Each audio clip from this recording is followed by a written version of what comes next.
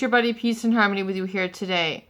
We're focusing a little bit more in depth on some of the more plaguing aspects of a narcissistic or psychopathic relationship, and that is the use of guilt to emotionally manipulate and control others.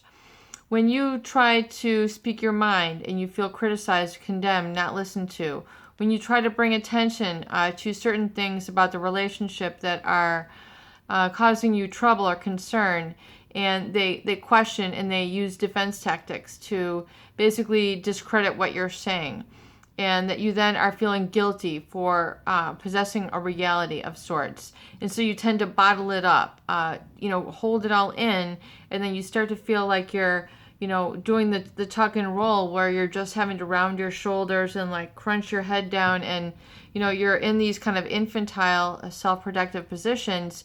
This is the body language that comes really, it's the emotional reaction that you receive from people who are trying to control you through guilt. You can oftentimes feel it in your body, even if you can't sense it consciously.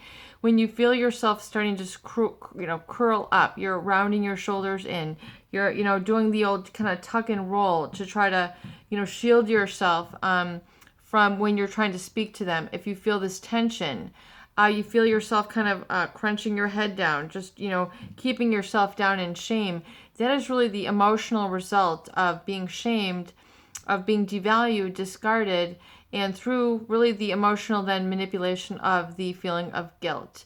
Guilt is feeling that you have done something inherently wrong, that you are inherently wrong, that you're inherently flawed, or that you should be, so ashamed of yourself for having done something. So it's an affliction of guilt. You've heard the old adage of the guilt trip. Someone's trying to make you feel bad for something that you did. So they're trying to plague you with remorse and regret so that they will be very disempowering and keep you in a very weak emotional state. Remember that the emotional manipulator loves to weaken others. They love to control through guilt. They love to make you feel guilty, feel ashamed, feel like you're flawed, feeling like you've made a mistake, make you feel insulted.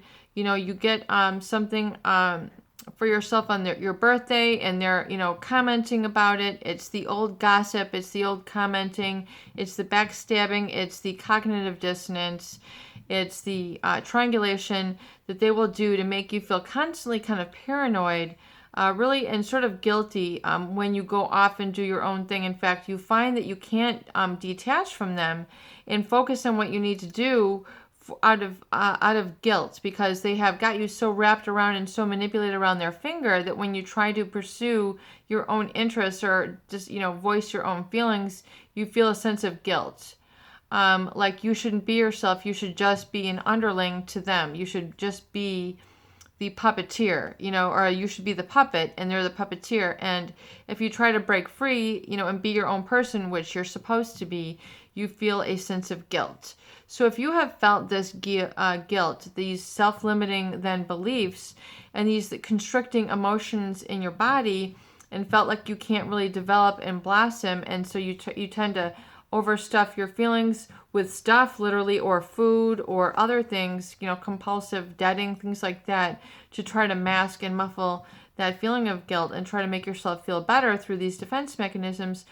Realize oftentimes that this is instilled in people at the hands of a narcissistic or psychopathic abuser who utilizes guilt to manipulate, control, and weaken those individuals with whom they're seeking to have control and power over, usually for some very pathologically and selfish end result. Peace and harmony with you here today. I hope these videos do help. Please share, please subscribe for more great tools, videos, discussion, and support. And remember, let the victimizer go so you will stop being a victim.